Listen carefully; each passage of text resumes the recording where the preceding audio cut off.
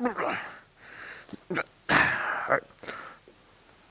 You can't see this because it's dark, but this is my Ninja.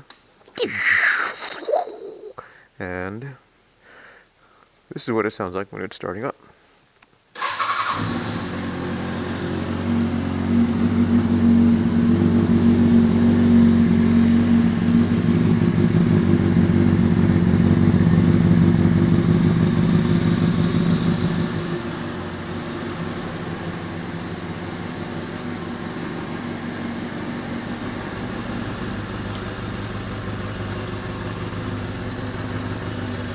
Oh my, there's a moth that is trying to kill my headlight. Oh, it's coming! Oh, run!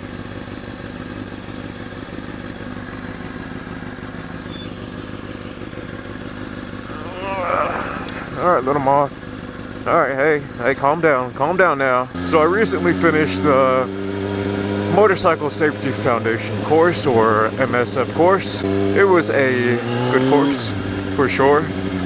The motorcycles that we were on weren't the best kind of bikes, but they had to go with, you know, smaller bikes, cheaper bikes that, you know, you expect to drop, because you have people going and taking the course that have never ridden before. So with those guys, of course, you're going to expect them to drop it at least one, depending on the person.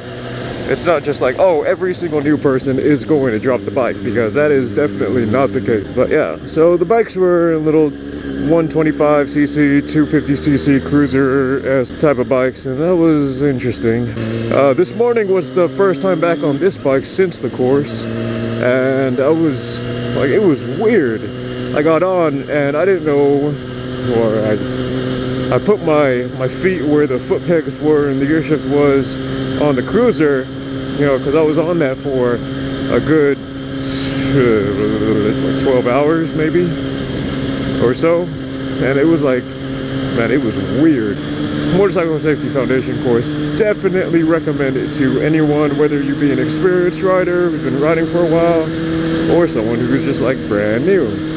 This is definitely worth the money and worth the time. The things that they go over, I mean, especially because, you know, I'm not a new rider. I am not a new rider. I've been riding for a while, longer than a new rider. You know, it's easy to go in there and be like, okay, I know everything and blah, blah, blah. I just want to get this for the certificate or the discount on insurance. Definitely go in there, especially the experienced riders, go in there with an open mind. Definitely went there with an open mindset, and it was just like, okay, what can I learn from this? I know there's something to learn, whether it be correcting bad habits. I went there to learn, so definitely go there to learn and expect to learn something.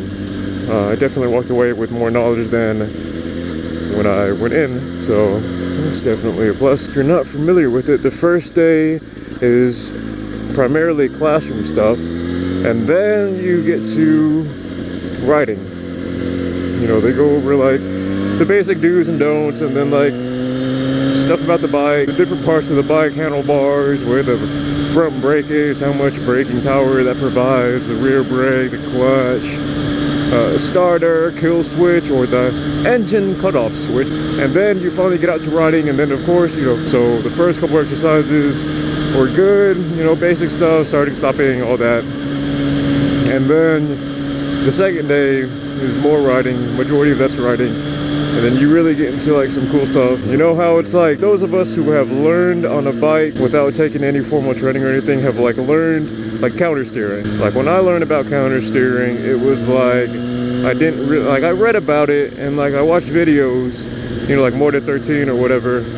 And so I kind of got a grasp of it. You know, some of the riders that I took it with, they're like, counter steering, like when I think about it and I try to do it, you know, a course instructor or rider coach to be more proper, what he instructed was to go, and if you want to go right, you push right. If you want to go left, you push left. And so a couple riders are like, okay, well, whenever I'm thinking about that, like I can't do it. It's not as natural. So I just don't think about it. I was like, okay, yeah, I see it.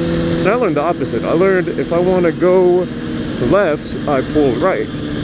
Instead of pushing left, and then opposite, if I want to go right, I pull left. And since I've started what I notice I do now is I'll initiate the counter steer with the opposite pull. So go right, bumpy, bumpy, bumpy. So like go right, pull left. I'll initiate it by pulling left, but then I'll push through the turn. Like, if that makes sense. Like I'll maintain the lean angle or the push. Back up. Okay, so I will maintain my lean angle through the turn by pushing on the handlebar in the direction that I want to go. So I initiate with the pull and I continue with the push. Okay.